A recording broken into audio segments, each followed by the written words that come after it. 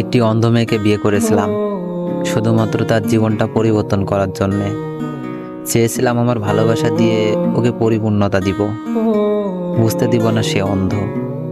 বেশ ভালোই যাচ্ছিল দিনগুলি। একদিন হঠাৎ আমার সেই অন্ধ বউ বলে উঠল, স্বামী, আমি এই পৃথিবী দেখতে চাই আমার চোখ দিয়ে, তোমার হাত ধরে এই পৃথিবীর বিভিন্ন স্থানে যেতে চাই। তার এমন কথায় উত্তর দিয়েছিলাম, চিন্তা করিও না, তোমার মনের ইচ্ছা আমি পূরণ করব।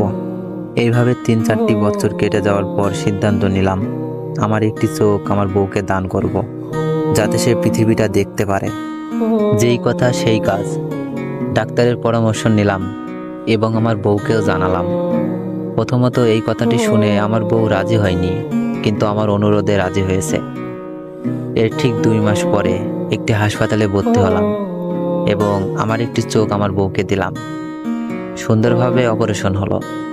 এরপরে বেশ ভালোই যাচ্ছিল দিনগুলি। হঠাৎ একদিন আমার বউকে খুঁজে পাচ্ছিলাম না, তাই মন খারাপ করে রুমে শুয়েছিলাম। এমন মুহূর্তে আমার ফোনে একটি ভয়েস মেসেজ আসলো।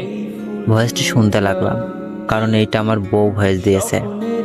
ভয়েসটি ঠিক এমন ছিল, হাসিব, ভালো থাকিও, আসলে তোমার সঙ্গে আমার যায় না, কারণ তুমি কত কালো, অথচ আমি দেখতে বেশ সুন্দর এবং রূপবতী। সত্যি বলতে আমি একটি ছেলেকে ভালোবেসে ফেলেছি এবং তার সঙ্গেই পালিয়ে এসেছি।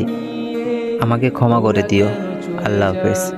ভয়েসটি শোনা মাত্রই হাসিব নিস্তব্ধ হয়ে যায়। বুঝতে পারতেছে না এখন কি করবে। হাসিবের হাত পা যেন থরথর করে কাঁপতেছে। সত্যি বলতে পুরুষের ভালোবাসা অসম্ভব সুন্দর, কিন্তু সেইটা কিছু নারী বোঝার ক্ষমতা থাকে না।